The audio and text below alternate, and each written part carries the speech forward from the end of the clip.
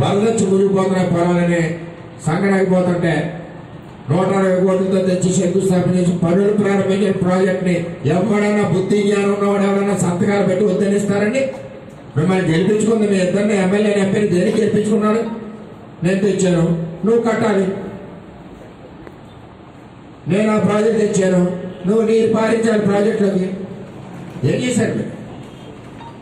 Vote అడుగుతున్నారు సిగ్గు లేకుండా అందరూ. ఓటు అడగడానికి పౌరుషం ఉండాలి.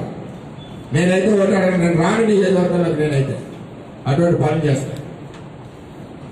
దేనికున్నావు, దేనికి గెలిపించుకున్నారు? ప్రజలు కరోనా వస్తే కనపడవు, పంటలు ఎండిపోతుంటే కనపడవు, జనం ఎక్కడన్నా గొడవ అయితే కనపడవు. కానీ చిన్నపిల్లలతో పువ్వులు చెల్లించుకోవడానికి ఎండలో పెట్టమంటే కనపడదు. ఏం చేశారు ఇక్కడ? ఈ నియోజకవర్గానికి నేను సవాల్ విసురుతున్నాను. కుప్పాడు జంక్షన్లో చర్చకు రండి. మేము చేసిన అభివృద్ధిలో ఒక పైసా చేసి ఉంటే మేము తెలుగుదేశం పార్టీ తరఫు నుంచి ఓటాడు,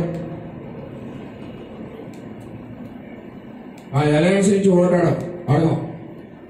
దమ్ముంటే చర్చకు రండి. ఒక రోడ్డు లేదు, ఒక డ్రైన్ లేదు. మేము వేసిన రోడ్డు మీద ఖాళీ కన్నా నడని చూద్దాం, ఎక్కడ లేదు. చాలా బాధాకరం. ప్రజల్లో మార్పు రావాలి. ఈ పరిస్థితి ఎలాగ ఉంటే ఆ పార్టీ ఎలా ఉంటే అలాగే ఉంటుంది పరిస్థితి. నేను క్వశ్చన్ అడిగాను చెప్తున్నా. చంద్రబాబు నాయుడు గారు పిలిపించి ఏదైతే తెలుగుదేశం పార్టీ పునాదులతో చాలా బలీయంగా ఉంది,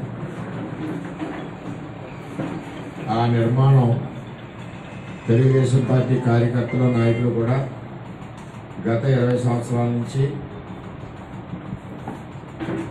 ఈ నిర్మాణం చేశారు. అంత బలీయంగా ఉంది. జనరల్గా కొంత బాధ ఉన్నమాట వాస్తవం అందరికీ, అందరూ తేలలేదు. కానీ ఏదైతే చంద్రబాబు నాయుడు గారు జనసేన పార్టీతో అలయన్స్తో బీజేపీతో వెళ్తున్నారో, ఒక రాష్ట్ర పార్టీ అధ్యక్షుడు పవన్ కళ్యాణ్ గారు అడగడం జరిగింది పిఠాపురం. దానికి చంద్రబాబు నాయుడు గారు మాట ఇవ్వడం కూడా జరిగింది. అప్పటి వరకు కూడా ఆయన భీమవరం కానీ గాజువాక్ కానీ వెళ్తారన్న ఒక ఆలోచనతో చంద్రబాబు నాయుడు గారు నువ్వే పోటీ చేద్ది అని చెప్పి నాకు తెలియజేయడం కూడా జరిగింది. ఇవన్నీ వాస్తవాలు. మొన్న పిలిచినప్పుడు పరిస్థితులు పార్టీ అధ్యక్షుడిగా మాకు తండ్రి సమానమైన చంద్రబాబు నాయుడు గారు, మేము ఆయన యొక్క పిల్లలు, మేము ఏ విధమైన చిన్న చిన్న మరి కార్యక్రమాలు చేసినా మేము మందలిస్తారు. అలాగే మాకు ఏమైనా ఇబ్బందులున్నా మేము కూడా ఎంతో కొట్లాడతాం. అదే పల్లకి మోయడం జరగదు. మా తెలుగుదేశం పార్టీ ప్రకారం మేము పోటీలో ఉంటాం. ఒక పవన్ కళ్యాణ్ గారు రాష్ట్ర అధ్యక్షుడు కాబట్టి వారికి గౌరవంగా చంద్రబాబు నాయుడు గారి ఆదేశాల మేరకు వారిని భుజాల మీద ఎక్కించుకుని గెలిపించి చంద్రబాబు నాయుడు గారికి అప్పచెప్తారు. అది సార్.